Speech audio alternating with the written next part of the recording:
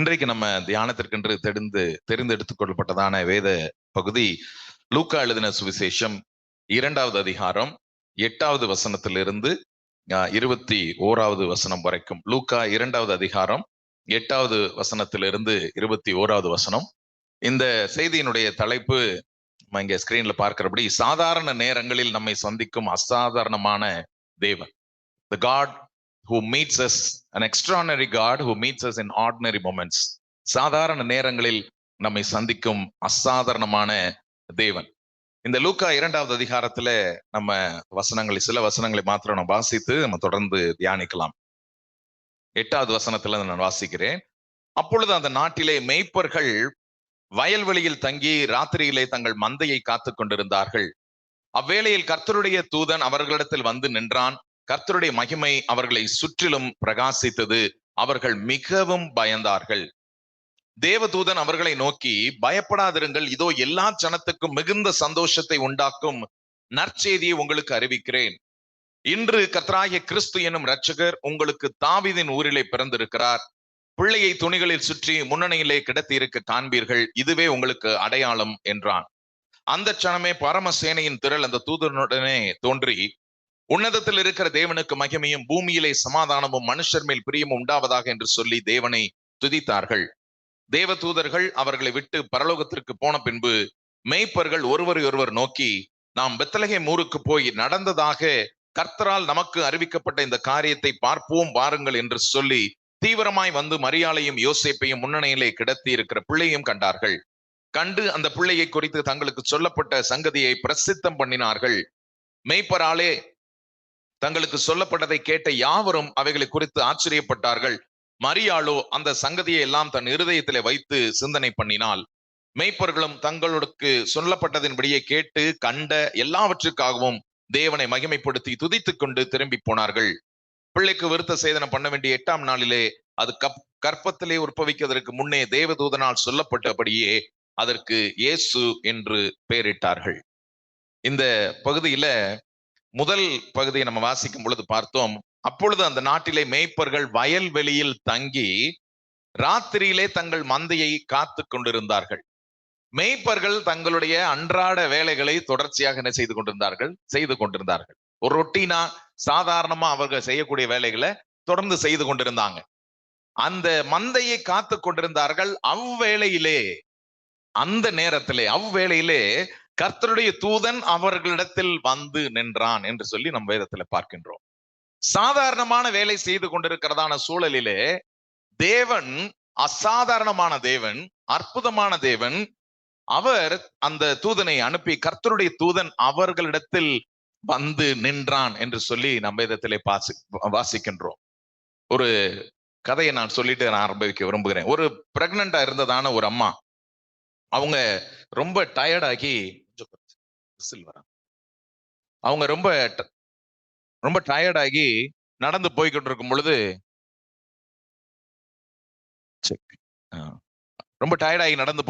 பொழுது ஓய்வு எடுக்கிறதுக்காக ஒரு மரத்துக்கு அடியில அவங்க உட்கார்ந்தாங்க.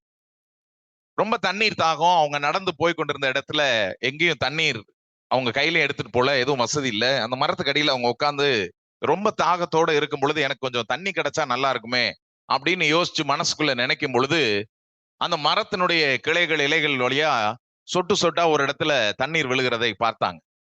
அதை விழுகிறத பார்த்த உடனே தங்களிடத்துல இருந்ததான ஒரு சின்ன கப்பு இருந்தது. அதை எடுத்து அந்த தண்ணி விழுகிற இடத்துல அதை வைத்தாங்க. வச்சு அது கொஞ்சம் நிரம்பினோடனே அதையாவது நம்ம குடிச்சு நம்முடைய தாகத்தை தீர்த்து கொள்ளலாம்னு சொல்லிட்டு அதை வைக்கிறாங்க. அது சொட்டு சொட்டா நீர் விழுந்து ஒரு 1/2 டம்ளர் கிட்ட வந்த உடனே அதை எடுத்து குடிக்க போறாங்க. ஒரு பறவை அந்த மரத்துல இருந்து வந்து வேகமா அந்த டம்ளர் என்ன செஞ்சு விட்டுருச்சு, தட்டி விட்டுட்டு போயிருச்சு. ரொம்ப அவங்களுக்கு கஷ்டமாயி போச்சு. என்னடா குடிக்கலாம் நினைச்சேன், அதுக்குள்ள தட்டி விட்டு போயிருச்சே. திரும்பவும் அதே இடத்துல கொண்டு போய் அந்த டம்ளர் வைக்கிறாங்க. திரும்பவும் சொட்டு சொட்டா வந்து ஒரு 1/4 டம்ளர் வரைக்கும் வந்த உடனே திரும்ப எடுத்து குடிக்கலான்னு போறாங்க. திரும்பவும் அந்த பறவை வந்து திரும்பவும் தட்டி விடு. 2 முறை திரும்ப தட்டி விடுது. இவர்களுடைய தாகத்தை அடக்க முடியலன்னு உடனே நம்ம கொஞ்சம் கோவம் வந்துருச்சு. அடுத்த முறை எடுத்து குடிக்க போற நேரத்துல அந்த பறவை வந்த உடனே பக்கத்துல இருந்த கல்லை எடுத்து அந்த பறவையை அடிச்சு என்ன செஞ்சாங்க, கொன்னுட்டாங்க. கொன்ன உடனே என்னை வந்து டிஸ்டர்ப் பண்ற நீ அப்படின்னு சொல்லிட்டு இப்படி கொன்னுட்டு திரும்ப தண்ணி வராதா அப்படின்னு மேலே ஏறி பாக்குறாங்க. மேல இருந்து ஒரு பெரிய பாம்பு என்ன செய்யுது, வெளியில வருது. சாதாரணமான சூழல்ல அந்த பறவையை கொண்டு தன்னுடைய வாழ்க்கையை, தன்னுடைய உயிரை எப்படி கடவுள் காப்பாத்தினார் என்று சொல்லி பார்த்து அவங்க ரொம்ப ஆச்சரியப்பட்டாங்க. இப்படி ஒரு பறவையை நம்ம கொன்னுட்டோமே, நமக்கு உதவி செய்த வந்த பறவையை நம்ம கோவத்துல கொன்னுட்டோமே அப்படின்னு சொல்லி வேதனைப்பட்டாங்க. நிறைய நேரங்களில நம்முடைய வாழ்க்கையிலும் கூட கஷ்டமான சூழல்கள் வழியா போகும் பொழுது, எல்லாம் வரப்போகுது அப்படின்னு நினைக்கும் பொழுது, ஒருவேளை அடைக்கப்பட்ட வாசல்கள் இருக்கும் பொழுது நமக்கு சில நேரம் ஆண்டவர் மேல கோவம் வந்துடும். எல்லாம் வர்ற மாதிரி இருந்துச்சு, எல்லாம் அனுகூலமா நடக்கிற மாதிரி இருந்துச்சு, எனக்கு ஒரு நன்மை வர மாதிரி இருந்ததே, ஆனா எல்லாம் தடைப்பட்டு போயிடுச்சே. ஆனால் தேவன் தீமையை நன்மையாக மாற்றுகிறதான தேவன். நம்முடைய சூழல் என்பதை பரிபூர்ணமாக அறிந்திருக்கிறதான தேவன். ஒரு சாதாரணமான சூழல், அந்த அம்மா ஒரு பறவையா தான் பார்த்தாங்க. ஆனால் ஆண்டவர் அந்த பறவையை அனுப்பி அவர்களுடைய உயிரை என்ன செய்கிறாரு, காப்பாற்றுகிற தேவனாக இருக்கிறார். ஒரு சின்ன கதையாக இருந்தால் இந்த இடத்துலயும் கூட சாதாரணமான ஒரு சூழல். மேய்ப்பர்கள் தங்கள் மந்தையை காத்து கொண்டிருந்தார்கள். மேய்ப்பர்கள் தங்கள் மந்தையை காத்து கொண்டிருக்கும் பொழுது பரம தேவன், கர்த்தருடைய தூதன் அவர்களிடத்தில் வந்து நின்றான். ஒரு அசாதாரணமான, ஒரு அற்புதமான ஒரு நிகழ்வு அந்த இடத்துல வந்த உடனே அவர்களை சுற்றிலும் கர்த்தருடைய மகிமை பிரகாசித்தது. அவர்கள் மிகவும் பயந்தார்கள். மேய்ப்பர்கள் மிகவும் பயந்தார்கள் என்று சொல்லி நாம் இதிலே வாசிக்கின்றோம். பழைய ஏற்பாட்டிலையும் கூட சில இடங்களிலே தேவன் எப்படியாக தம்முடைய ஜனங்களை சந்தித்தார், எப்படியாக தம்முடைய ஜனங்களுக்கு தம்மை வெளிப்படுத்தினார் என்பதை நாம் சில வசனங்களிலே நாம் பார்க்க போகின்றோம். ஆண்டவர் நம்மை சாதாரண நேரங்களிலே நம்ம தேவனுடைய பிரசன்னத்தை உணர வேண்டும் என்று சொல்லி தேவன் எதிர்பார்க்கின்றார். சாதாரணமான சூழல்களிலே, நம்ம அன்றாடம் செய்கிற வேலைகளிலே ஆண்டவர் என்னோடு கூட இருக்கிறார் என்ற உணர்வு வேணும். நம்ம சமையல் செய்யும் பொழுது ஆண்டவர் என்னோடு கூட இருக்கிறார். நான் வேலைக்கு போகும் பொழுது கர்த்தர் என்னோடு கூட இருக்கிறார். நான் வேலைகள் செய்யும் பொழுது ஆண்டவர் என்னோடு கூட இருக்கிறார். ஒருவேளை நான் காலேஜ்லயோ ஸ்கூலுக்கோ போறேன், அங்க தேவன் என்னோடு கூட இருக்கிறார். அப்படிப்பட்ட ஒரு உணர்வோடு கூட நாம் வாழும்படியாக கர்த்தர் விரும்புகிறார். கர்த்தரை நான் எக்காலத்திலும் ஸ்தோத்திரிப்பேன், அவருடைய புகழ் எப்பொழுதும், அவருடைய துதி எப்பொழுதும் என் வாயில் இருக்கும் என்று சொல்லுகிறபடி எல்லா சூழல்களிலையும் ஆண்டவர் என்னோடு கூட இருக்கிறார் இருக்கிறார் இருக்கிறார் என்று சொல்ற உணர்வு நமக்குள்ளாக வேண்டும். அப்படி தேவனுடைய பிரசன்னம் இப்படி ஒருவேளை தூதர்களை அனுப்பி ஒரு அற்புதமா ஒரு சூழல்களை ஆண்டவர் எல்லா நேரங்களிலும் செய்வார் என்று கிடையாது. எல்லா நேரங்களிலையும் நம்ம முன்னாடி வந்து தூதர்கள் வந்து அல்லது ஒரு பெரிய சத்தம் நமக்கு கேட்டு இதுதான் வழி இப்படி போ அப்படின்லாம் வரும்னு கிடையாது. சாதாரணமான சூழல்களில தேவன் நம்மோடு கூட இடைப்படுகிற அல்லது இடைப்பட விரும்புகிற ஒரு உன்னதமான தேவனாக இருக்கிறார். எல்லா சூழல்களிலும், ஒவ்வொரு நம்முடைய வாழ்க்கையின் நடக்கையிலும் அதை தேவன் விரும்புகிற தேவனாக இருக்கிறார்.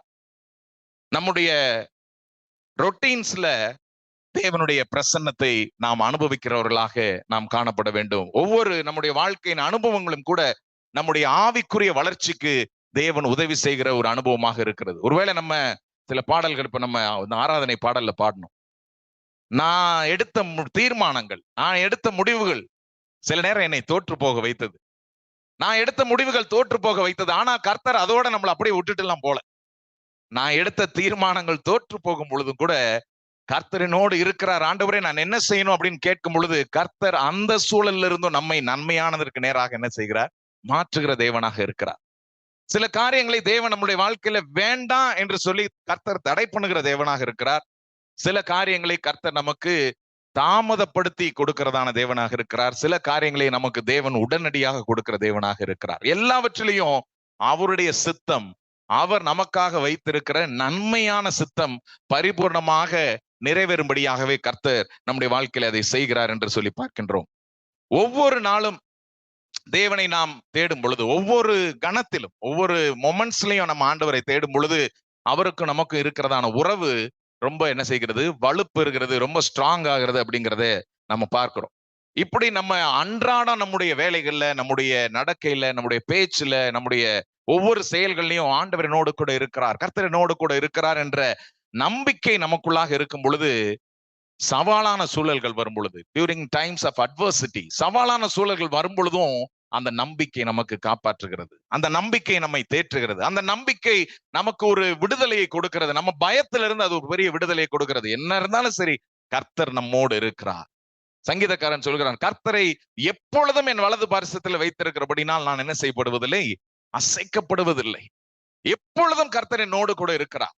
ஆண்டவர் சொல்லுகிறார், நீங்கள் தேவனுடைய ஆலயமா இருக்கிறீர்கள், உங்களுடைய இருதயத்திற்குள்ளே அந்த ஆலயத்திற்குள்ளாக நான் வாசம் செய்கிறேன் என்று சொல்லி. அப்படின்னா என்ன அர்த்தம்? ஆண்டவர் எப்பொழுதும் என்னோடு கூட என்ன செய்கிறாரு? இருக்கிறார். எல்லா சூழல்களிலும் இருக்கிறார். நானு தூங்கினாலும் அவர் என்னோடு கூட இருக்கிறார், நான் விழித்தாலும் அவர் என்னோடு கூட இருக்கிறார், நான் என்னுடைய பணிகளை செய்தாலும் என்னோடு கூட இருக்கிறார். எல்லா சாதாரண நேரங்களிலும் நம்மை ஒவ்வொரு நாளும் காத்து கொள்ளுகிறதான அன்பின் ஆண்டவராக இருக்கிறார். நம்ம நிறைய நேரம் நம்முடைய காலையில எழும்பி நம்முடைய வேலைகளை செய்து நம்ம வாட்டுக்கு என்ன செய்யறோம்? போயிட்டு வேலைக்கு போயிட்டு திரும்ப நம்ம என்ன செய்யறோம்? வருகிறோம்.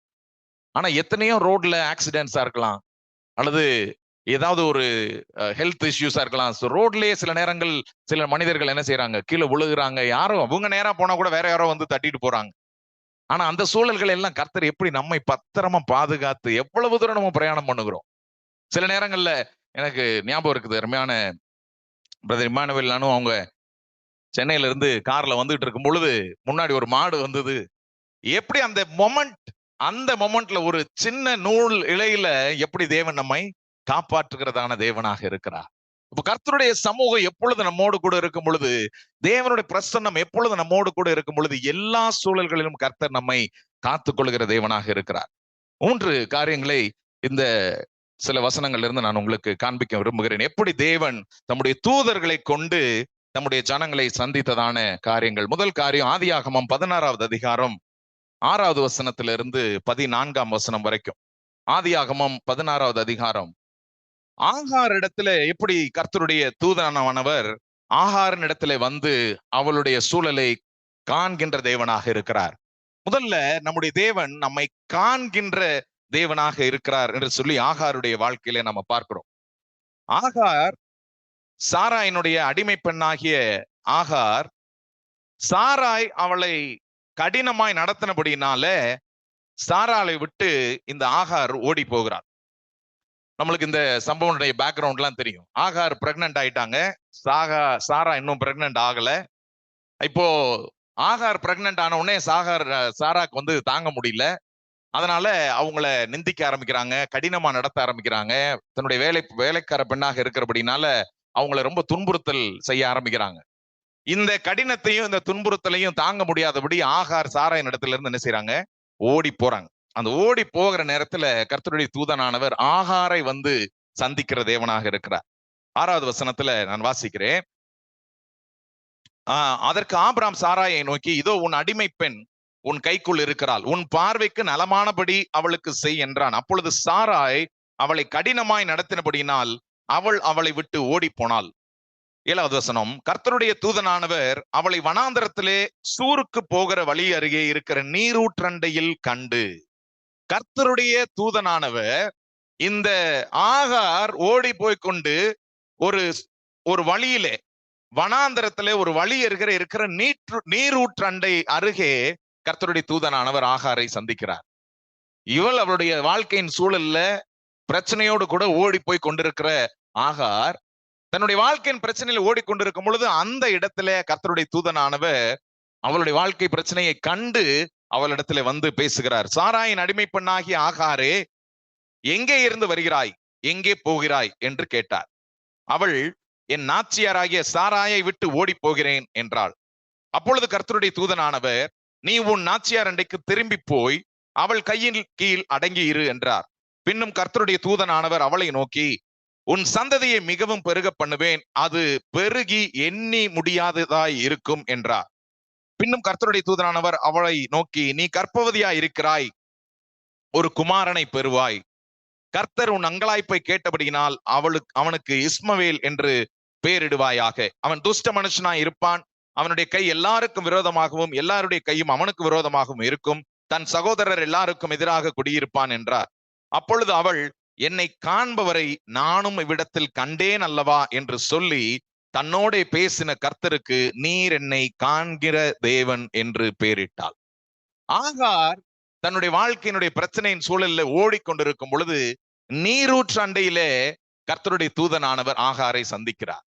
ஆமாம், கூட நம்முடைய வாழ்க்கையின் பிரச்சனைகள் நடுவுல நாம் ஒருவேளை இதெல்லாம் வேண்டாம், இந்த பிரச்சனையே வேண்டாம் அப்படின்னு சொல்லி வேற ஒரு டைரக்ஷன் எடுத்து நம்ம ஓடிக்கொண்டிருக்கும் பொழுதும் அந்த இடத்திலும் தேவன் நம்மை சந்திக்கிறதான தேவனாக இருக்கிறார். ஆகாரை சந்தித்ததான தேவன். அப்ப ஆகார் திரும்ப சொல்றது, என்னை காண்பவரை நானும் இவ்விடத்தில் கண்டேன் அல்லவா என்று சொல்லி தன்னோடே பேசின கர்த்தருக்கு நீர் என்னை காண்கிற தேவன் என்று பெயரிட்டார். ஆண்டவர் நம்மை காண்கிற தேவனாக இருக்கிறார். ஆண்டவர் நம்முடைய சூழல்களை அறிந்திருக்கிற தேவனாக இருக்கிறார். ஆண்டவர் நம்முடைய இருதயத்தின் யோசனைகளை அறிந்திருக்கிற தேவனாக இருக்கிறார். நாம் கடந்து போகிற பிரச்சனைகளை கர்த்தர் அறிந்திருக்கிற தேவனாக இருக்கிறார். நம்முடைய வாழ்க்கையினுடைய எல்லா சவால்களையும் போராட்டங்களையும், நம்முடைய வாழ்க்கை நம்ம எதை நோக்கி நம்ம சென்று கொண்டிருக்கிறோம், என் வாழ்க்கையில என்னுடைய இருதயத்துல என்ன வாஞ்சைகள் வைத்திருக்கிறேன், என்ன விருப்பங்கள் வைத்திருக்கிறேன், என்னுடைய குடும்பத்திற்கு, என்னுடைய பிள்ளைகளுக்கு, என்னுடைய வேலைக்கு, தொழிலுக்கு, வியாபாரத்திற்கு, ஊழியத்திற்கு நான் என்னவெல்லாம் திட்டம் வைத்திருக்கிறேன், என்னவெல்லாம் எதிர்பார்ப்புகள் வைத்திருக்கிறேன், நான் எங்கெல்லாம் நான் முன்னேறி செல்லணும்னு நம்ம மனதுல நினைக்கிற எல்லாவற்றையும் கர்த்தர் பார்த்து கொண்டிருக்கிறார். கர்த்தர் அவர் நம்மை காண்கின்ற தேவனாக இருக்கிறார். நீர் என்னை காண்கின்ற தேவனாக இருக்கிறீர் என்று சொல்லி அவருக்கு அப்படியாக பெயரிட்டால் என்று சொல்லி பார்க்கின்றோம். நம்மளும் கூட இந்த ஆகாருக்கு தேவன், இந்த தூதனானவர் வரும் பொழுது பாருங்க என்ன சொல்லுகிறாரு. ஆகாருடைய சூழலை கண்ட தேவனாக மாத்திரமல்ல, அவளுடைய பிரச்சனையை அறிந்து அவளுக்கு தீர்க்க தரிசனமாக நீ என்ன செய்ய வேண்டும் என்கிறதான வழி நடத்துதலையும் அந்த தூதனானவர் கட்டளையிட்டு அவருக்கு வழி நடத்துதலை காண்பிக்கிறார். நீ எங்க போகணும், திரும்ப நீ யாருக்கு கீழே அடங்கி இருக்கணும், உன்னை நான் எப்படி பெருக பண்ணுவேன், உன்னுடைய சந்ததி எப்படி இந்த பூமியில இருக்கும் அப்படின்னு அந்த ஃபியூச்சரிஸ்டிக்கா எதிர்காலத்துல என்ன நடக்கும் என்பதையும் ஆண்டவர் கர்த்தருடைய தூதனானவர் ஆகாருக்கு தெரிவிக்கிறார் என்பதை நாம் பார்க்கின்றோம். நம்மை பெருமனே பார்க்கிற தேவன் மாத்திரமல்ல, அவர் நம்மை வழி நடத்துகிறதான தேவன். அவர் நம்முடைய வாழ்க்கையை நம்ம எதை நோக்கி செல்ல வேண்டும் என்பதை அறிந்திருக்கிறதான தேவன். இரண்டாவது காரியம், யெகோவா ஈரே கர்த்தருடைய பர்வதத்திலே பார்த்து கொள்ளப்படும். ஆதியாகமத்துல இன்னொரு சம்பவத்துல எப்படி கர்த்தருடைய தூதனானவர் ஆபிரகாமை சந்தித்தார் என்று சொல்லி பார்க்கிறோம். ஆபிரகாமும் கர்த்தருடைய தூதனும். ஆதியாகமம் 22:11 இருந்து பார்க்கும் பொழுது இந்த சம்பவம் நமக்கு தெரியும். ஆபிரகாமுக்கு தேவன் ஈசாக்கை புத்திரனாக கொடுத்து, ஈசாக்கு ஓரளவு ஒரு மகனாக வளர்ந்து வந்த பிறகு ஆண்டவர் திரும்ப ஆபிரகாமை சோதிக்கிறார். அவனுடைய விசுவாசத்தை, கர்த்தர் மேல் வைத்திருக்கிற நம்பிக்கையை சோதிக்கும்படியாக உன்னுடைய மகனாகிய ஈசாக்கை எனக்கு என்ன கொடுத்துரு, பலியாய் கொடுத்துரு அப்படின்னு சொல்லி ஆண்டவர் கேட்கிறார். அந்த 22வது அதிகாரத்தினுடைய முதல் 2 வசனங்களை நான் வாசிக்கிறேன். இந்த காரியங்கள் நடந்த பின்பு தேவன் ஆபிரகாமை சோதித்தார். எப்படி எனில், அவர் அவனை நோக்கி ஆபிரகாமே என்றார். அவன் இதோ அடியேன் என்றான். அப்பொழுது அவர், உன் புத்திரனும் உன் ஏகசுதனும் உன் நேச குமாரனும் ஆகிய ஈசாக்கை நீ இப்பொழுது அழைத்துக் கொண்டு. ஆண்டவர் சொல்லுகிற வார்த்தைகளையும் பாருங்க. சும்மா உன் மகனாகிய ஈசாக்கை அழைத்து கொண்டு போ அப்படின்லாம் சொல்லல. அவர் சொல்லும் பொழுது, உன் புத்திரனும் உன் ஏகசுதனும் உன் நேச குமாரனும் ஆகிய, அவனுக்கு அப்படியே ஒரு அடுக்கு மொழியா சொல்றாரு. ஆமா ஆண்டவரே, எனக்கு பிள்ளையே இல்லாம இருந்துச்சு, 100 வயசு ஆகும்போது எனக்கு என்ன செஞ்சீங்க, ஒரு பிள்ளைய கிஃப்டா கொடுத்துருக்கிறீங்க. உன் புத்திரனும் உன் ஏகசுதனும், எனக்கு இருக்கிறது ஒரே ஒரு குழந்தை தான், ஒரே ஒரு பையன் தான், உன் ஏகசுதனும் உன் நேச குமாரனும் ஆகிய, நீ எவ்வளவு அவன் மேல நேசம் வச்சிருக்கிறன்னு தெரியும், உன்னுடைய நேச குமாரனும் ஆகிய ஈசாக்கை நீ இப்பொழுது அழைத்து கொண்டு மோரியா தேசத்திற்கு போய் அங்கே நான் உனக்கு குறிக்கும் மலைகள் ஒன்றின் மேல் அவனை தகன பலியாக பலியிடு என்றார். எப்படி இருக்கும்? எப்படி ஆண்டவர் பாருங்க, அவர் சொல்ற வார்த்தைகள், உன் புத்திரன், உன் ஏகசுதன், உன்னுடைய நேச குமாரன். ஆமா ஆண்டவரே அப்படின்னு ஒருவேளை அவர் நினைச்சிருப்பார். ஏதோ ஆண்டவர் சூப்பரா நம்மளை பிளஸ் பண்றதுக்கு சொல்ல போறாரு நினைச்சிருப்பார். அவனை நீ எனக்கு தகன பலியா கொடு அப்படின்னு கடைசியா சொன்ன உடனே ஆபிரகாமுடைய மனநிலை எப்படி இருந்திருக்கும் யோசிச்சு பாரு. ஆனா அடுத்த வசனத்துல பாத்தீங்கன்னா அதுலதான் ரொம்ப ஆச்சரியமானது. 3வது வசனம், ஆபிரகாம் அதிகாலையில் எழுந்து தன் கழுதையின் மேல் சேணம் கட்டி தன் வேலைக்காரர்கள் 2 பேரையும் தன் குமாரன் ஈசாக்கையும் கூட்டிக் கொண்டு தகனம் பலிக்கு கட்டைகளையும் பிளந்து கொண்டு தேவன் தனக்கு குறித்த இடத்திற்கு புறப்பட்டு போனார். அடுத்த நாள் ஆபிரகாம் அதிகாலையில் எழுந்து, see the obedience to the word of God. கர்த்தர் ஆண்டவருடைய வார்த்தை அங்கு வந்த உடனே, ஆபிரகாம் இடத்துல ஆண்டவருடைய வார்த்தை வந்த உடனே அடுத்த நாள் காலையிலேயே உடனடியா எடுத்துக்கொண்டு, எனக்கு தெரியல இதெல்லாம் போய் சாராட்ட டிஸ்கஸ் பண்ணிருப்பாரான்னு, டிஸ்கஸ் பண்ணியிருந்தா அது நடந்திருக்குமான்னு எனக்கு தெரியல. அதிகாலமே எழும்பி 2 வேலைக்காரர்களையும் கூப்பிட்டு தகன பலிக்கு தேவையான கட்டை எல்லாம் எடுத்து என்ன செய்யறாரு, பொளந்து எல்லாத்தையும் எடுத்துட்டு தன்னுடைய மகனையும் கூட்டிட்டு என்ன செய்யறாரு, நடந்து போறாரு. இவன் நடந்து போய் ஒருவேளை அங்க போய் கொடுப்பாரா இல்லையா அப்படின்றத கூட ஒருவேளை நம்மளுக்கு யோசனையாக இருந்திருக்கலாம். ஆனா அவர் ரொம்ப தீர்க்கமா தன்னுடைய ஃபர்ஸ்ட் ப்ரையாரிட்டி, தன்னுடைய இருதயத்திலே முதன்மையான இடம் தேவனுடைய வார்த்தை. ஆண்டவர் என்ன சொல்றாரோ அதை நான் கேட்பேன். ஆண்டவர் கொடுத்த அது மிகப்பெரிய கிஃப்டா இருந்தாலும் சரி, என்னுடைய ஏகசுதன், என்னுடைய ஒரே புத்திரன், என்னுடைய நேசகுமாரன், அப்படிலாம் சொல்லிதான் ஆண்டவரே அவனை வர்ணிக்கிறார். எல்லாம் சொல்லி தகன பலியா கொடுன்னா, ஐ டோன்ட் நோ அது எப்படி தன்னுடைய மனதிற்குள்ளாக அந்த இரவு முழுவதும் ஆபிரகாம் எப்படி தன்னுடைய பொழுதை கழித்திருப்பாருன்னு தெரியல. ஆனா கர்த்தர் பேர்ல இருக்கிற அவருடைய வார்த்தையின் மேல இருக்கிற விசுவாசத்துல இது எல்லாத்தையும் எடுத்துக்கொண்டு அவர் நேரெடுத்து புறப்பட்டு போகிறார். அங்க போகும் பொழுது 13வது வசனத்துல அது தொடர்ந்து அதுக்கப்புறம் நம்மளுக்கு தெரியும். போய் அவளை எல்லாம் ரெடி பண்ணி வைக்கிறாரு. வச்ச உடனே வானத்திலிருந்து திரும்ப தூதன் வருகிறார், அவருடைய சத்தத்தை கொடுக்கிறார். 11வது வசனத்தை 10வது வசனத்திலிருந்து, பின்பு ஆபிரகாம் தன் குமாரனை வெட்டும்படிக்கு தன் கையை நீட்டி கத்தியை எடுத்தான். அப்பொழுது கர்த்தருடைய தூதனானவர் வானத்திலிருந்து ஆபிரகாமே ஆபிரகாமே என்று கூப்பிட்டார். அவன் இதோ அடியேன் என்றான். அப்போ he went to that extent. எல்லாத்தையும் ரெடி பண்ணியாச்சு. 10வது வசனத்துல தன் குமாரனை வெட்டும்படிக்கு தன் கையை நீட்டி கத்தியை எடுத்துட்டார். கத்தியை எடுத்த அந்த சமயத்துல ஆண்டவர் கூப்பிடுறார். கர்த்தருடைய தூதனானவர் வானத்திலிருந்து, கர்த்தருடைய தூதனானவர் வானத்திலிருந்து ஆபிரகாமே ஆபிரகாமே என்று கூப்பிட்டார். அவன் இதோ அடியேன் என்றான். அப்பொழுது அவர், பிள்ளையாண்டான் மேல் உன் கையை போடாதே, அவனுக்கு ஒன்றும் செய்யாதே. நீ அவனை புத்திரன் என்றும் உன் ஏகசுதன் என்றும் பாராமல் எனக்காக ஒப்பு கொடுத்தபடியினால் நீ தேவனுக்கு பயப்படுகிறவன் என்று இப்பொழுது அறிந்திருக்கிறேன் என்றார். ஆபிரகாம் தன் கண்களை ஏறெடுத்து பார்க்கும் பொழுது இதோ பின்னாக புதரிலே தன் கொம்புகள் சிக்கிக் கொண்டிருந்த ஒரு ஆட்டுக்கடாவை கண்டான். அப்பொழுது ஆபிரகாம் போய் கடாவை பிடித்து அதை தன் குமாரனுக்கு பதிலாக தகன பலியிட்டான். ஆபிரகாம் அந்த இடத்திற்கு ஏகோவா ஈரே என்று பெயரிட்டான். அதனாலே கர்த்தருடைய பர்வதத்திலே பார்த்து கொள்ளப்படும் என்று இந்நாள் வரைக்கும் சொல்லப்பட்டு வருகிறது. ஏகோவா ஈரே, கர்த்தருடைய பர்வதத்திலே பார்த்து கொள்ளப்படும்.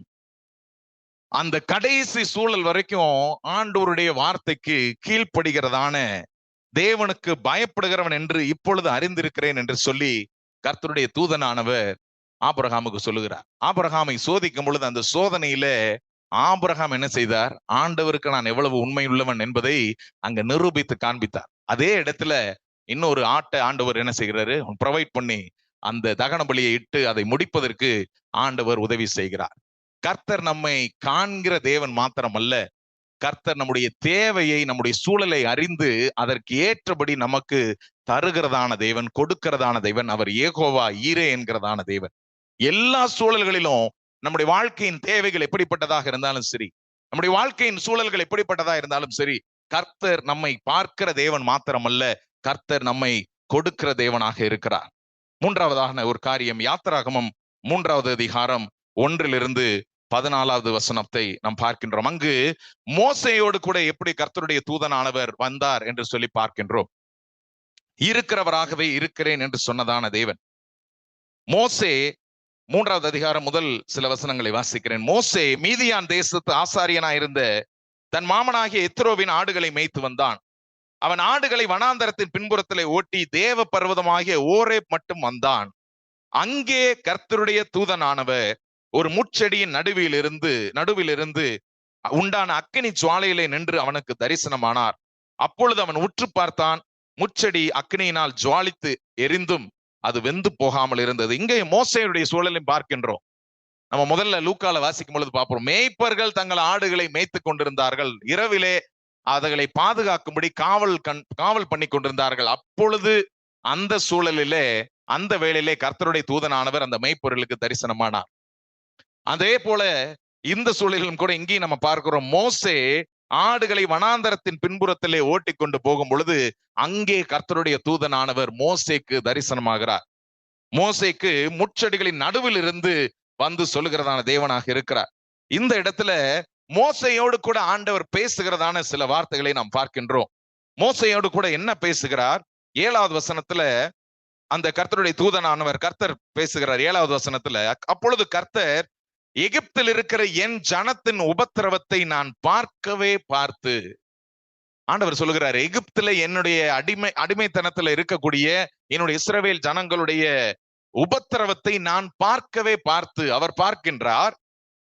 ஆளோட்டிகள் நிமித்தம் அதாவது அவங்கள சூப்பர்வைஸ் பண்ற, அவர்களை அடிமைகளை வைத்திருக்கிற அந்த ஆள் ஓட்டிகளின் நிமித்தம் அவர்கள் இடுகிற கூக்குரலை கேட்டேன். அவர்கள் சத்தமிடுகிற அந்த சத்தத்தை நான் என்ன செய்கிறேன்? நான் கேட்டேன். அவர்கள் படுகிற வேதனைகளையும் நான் அறிந்திருக்கிறேன். ஆண்டவர் பாருங்க, நம்மை பார்க்கவே பார்க்கின்றார். நம்ம ஆண்டவரை நோக்கி கூப்பிடுகிற அந்த சத்தத்தை கேட்கிற தேவனாக இருக்கிறார். நம்ம படுகிற வேதனைகளையும் அவர் அறிந்து கொள்கிற தேவனாக இருக்கிறார். எகிப்திலே இஸ்ரவேல் ஜனங்கள் படுகிற இந்த காரியங்களை எல்லாம் கர்த்தர் சொல்கிறார், நான் இதெல்லாம் பார்க்கிறேன் என்று சொல்லி மோசையோடு கூட பேசிக் கொண்டிருக்கிறார். அவர்களை எகிப்தியரின் கைக்கு விடுதலையாக்கவும், அவர்களை அந்த தேசத்திலிருந்து நீக்கி கானானியரும் ஏத்தியரும் எமோரியரும் பெரிசியரும் ஏவியரும் எபூசியரும் இருக்கிற இடமாகிய பாலும் தேனும் ஓடுகிற நலமும் விசாலமுமான தேசத்தில் கொண்டு போய் சேர்க்கவும் நான் இறங்கினேன். ஆண்டவர் சொல்லுகிறாரு, நான் அவர்களை பார்க்கவே பார்த்தேன். அவங்க படுகிற வேதனைகளை நான் அறிந்திருக்கிறேன்.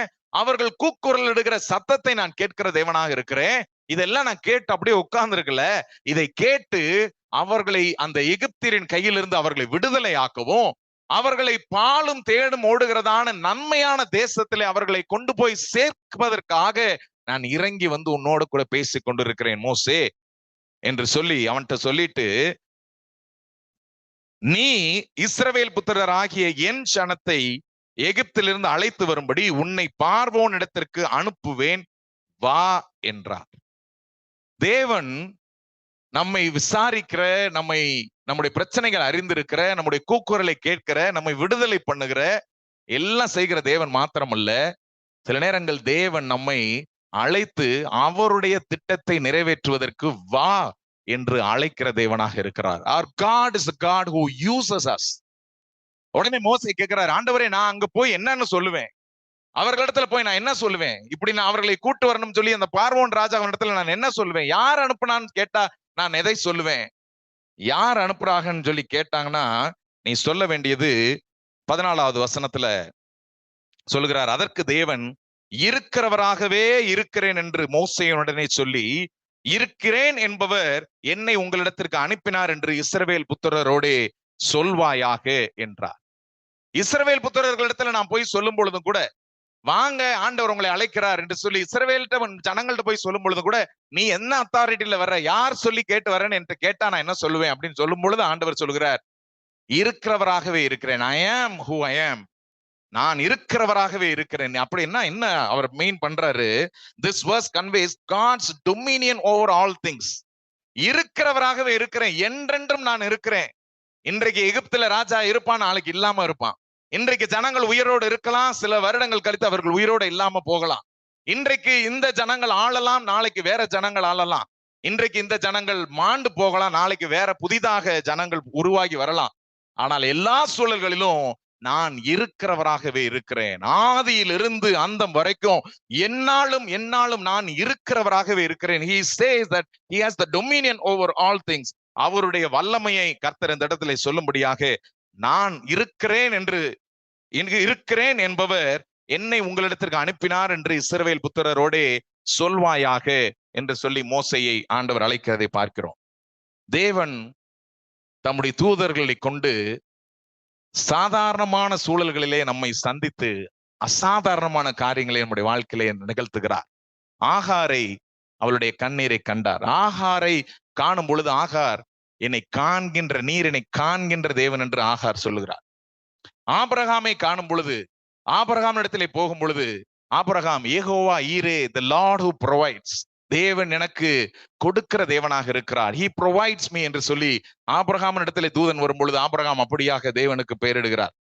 இந்த இடத்திலே கர்த்தரே அவருடைய பெயரை சொல்லுகிறார், நான் இருக்கிறவராகவே இருக்கிறேன், நான் எல்லா சூழல்களிலும் உன்னோடு கூட இருக்கிறேன், நான் உன்னை விட்டு விலகுவதில்லை, நான் உன்னை கைவிடுவதும் இல்லை என்று சொல்லி எல்லா சூழல்களிலும் இருக்கிறவராகவே இருக்கிற தேவனாக இருக்கிறார். நம்ம வாசித்த அந்த லூக்கா எழுதின சுவிசேஷத்தினுடைய 2வது அந்த பகுதிக்கு திரும்பவும் நம்ம வாசிக்கலாம். 9வது வசனம், அவ்வேளையிலே கர்த்தருடைய தூதன் அவர்களிடத்தில் வந்து நின்றான், கர்த்தருடைய மகிமை அவர்களை சுற்றிலும் பிரகாசித்தது, அவர்கள் மிகவும் பயந்தார்கள். 10வது வசனம், தேவதூதன் அவர்களை நோக்கி, பயப்படாதிருங்கள், இதோ எல்லா ஜனத்துக்கும் மிகுந்த சந்தோஷத்தை உண்டாக்கும் நற்செய்தியை உங்களுக்கு அறிவிக்கிறேன். இன்று கர்த்தராகிய கிறிஸ்து என்னும் இரட்சகர் உங்களுக்கு தாவீதின் ஊரிலே பிறந்திருக்கிறார் என்று சொல்லி சொல்லுகிறார். தேவதூதன் அவர்களை நோக்கி சொன்ன காரியம், பயப்படாதிருங்கள். அவர்கள் அந்த மகிமையை கண்டு, அவர்களை சுற்றிலும் பிரகாசித்த அந்த மகிமையை கண்டு அவர்கள் மிகவும் பயந்தார்கள், அந்த மேய்ப்பர்கள். அப்பொழுது தூதனானவர் சொல்லுகிற முதல் வார்த்தை, நீங்க பயப்படாதீங்க, நீங்க பயப்படாதீங்க. ஆண்டவர் உங்களிடத்துல வந்து பேசுகிறார். கர்த்தருடைய தூதனானவர் உங்களோடு பேசுகிறார். தேவனுடைய வார்த்தை உங்களோடு கூட பேசும் பொழுது, நம்முடைய சூழலுக்குள்ளாக நம்ம கர்த்தருடைய வார்த்தை நம்முடைய இருதயத்தை வந்து தொடும் பொழுது நாம பயப்பட தேவையில்லை, நம்ம பயப்பட தேவையில்லை. ஏனென்று சொன்னா அந்த தூதன் தொடர்ந்து சொல்லும் பொழுது சொல்கிறார், இதோ எல்லா ஜனத்திற்கும் மிகுந்த சந்தோஷத்தை உண்டாக்கும் நற்செய்தியை உங்களுக்கு அறிவிக்கிறேன். அப்ப தேவனுடைய தூதனானவர் நம்முடைய வாழ்க்கைக்குள்ளாக வருகிறார், அல்லது கர்த்தருடைய வார்த்தை நம்முடைய வாழ்க்கையின் சூழலுக்குள்ளாக கடந்து வரும் பொழுது அது நம்முடைய வாழ்க்கையில சந்தோஷத்தை கொண்டு வருகிற வார்த்தையாக மாத்திரமே இருக்கிறது. அது நம்முடைய வாழ்க்கையில நம்ம சந்தித்துக் கொண்டிருக்கிற பயத்தை நீக்கக்கூடிய வார்த்தைகளாக இருக்கிறது. அது நம்முடைய வாழ்க்கையில நம்ம சந்தித்துக் கொண்டிருக்கிற பிரச்சனைகளில் இருந்து நம்மை விடுவிக்கக்கூடியதான நற்செய்தியாகத்தான் இருக்கிறது என்பதை இந்த வசனங்களிலே நாம் பார்க்கிறோம். Do not be afraid when God meets you. ஆண்டவர் நம்மை விசாரிக்கிற தேவனாக இருக்கிறார். லூக்கா 2:11 வசனத்தை நான் மீண்டுமாக வேற ஒரு வெர்ஷன்ல நான் வாசிக்க விரும்புகிறேன். ஆங்கில வேதாகமத்தில் அதை படிக்கும் பொழுது, a savior, a messiah and the Lord.